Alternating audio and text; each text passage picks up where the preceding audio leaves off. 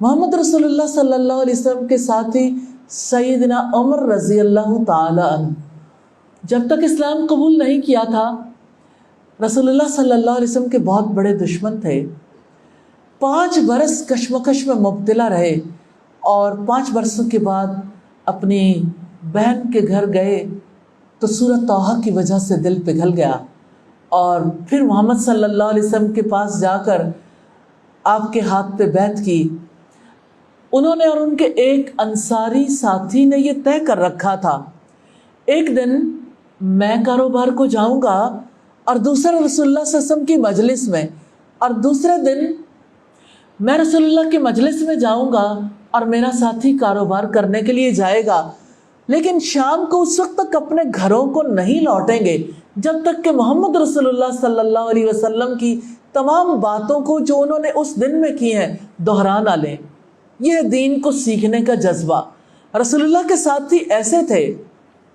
جو رسول اللہ صلی اللہ علیہ وسلم کی ایک ایک حدیث کو سنانے کے لیے، ایک ایک حدیث کو سیکھنے کے لیے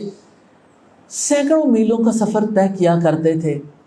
اب سوچئے، رسول اللہ کی حدیث کو سیکھنے کے لیے امام بخاری نے گھوڑے کی ننگی پیٹھ پر سینکڑوں کلومیٹر کا فاصلہ طے کیا، اور پھر جب ایک ایسے شخص کے پاس پہنچے جس کے پاس وہ حدیث تھی، وہ اپنے گھوڑے کے پاس تھا اور اپنے گھوڑے کو چارہ آفر کر رہا تھا۔ اس نے اپنی قمیص کا دامن اس کے سامنے پھیلایا ہوا تھا کہ اس میں سے چارہ کھا لو، جبکہ اس کے پاس چارہ نہیں تھا۔ امام بخاری نے اس سے حدیث نہیں سنی کہ جو شخص اپنے جانور کو دھوکہ دے سکتا ہے، اس سے کیسے توقع کی جا سکتی ہے کہ محمد رسول اللہ صلی اللہ علیہ وسلم کی احادیث کے بارے میں وہ دھوکہ دہی سے باز رہ جائے۔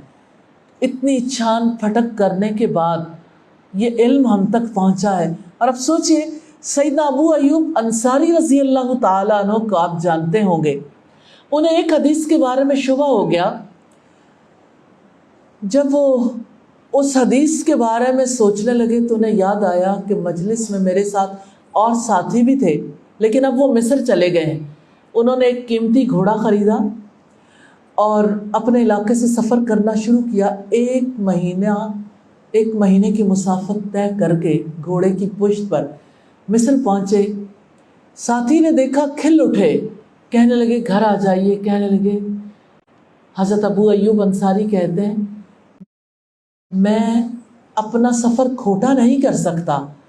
میں آپ سے پوچھنے کے لیے آیا تھا کہ آپ اس مجلس میں موجود تھے جس میں رسول اللہ صلی اللہ علیہ وسلم نے فلاں حدیث ہمیں سنائی، کیا آپ مجھے وہ حدیث سنا سکتے ہو، یا میں آپ کے سامنے وہ حدیث سناتا ہوں، جہاں غلطی ہوئی میری اصلاح کر دینا۔ جب انہوں نے حدیث سنائی تو ان کے ساتھی کہنے لگے، واللہ اس میں کوئی شک نہیں ہے، اور اسی طرح یہی الفاظ میں انہوں نے محمد صلی اللہ علیہ وسلم کی ایک ایک بات کو امانت سمجھ کر امت کو پہنچا دیا۔ اب یہ امانت ہمارے پاس آن پہنچی ہے، ہم نے یہی تعلیمات خود بھی سیکھنی ہے اور اپنی نسلوں کو بھی سکھانی ہے۔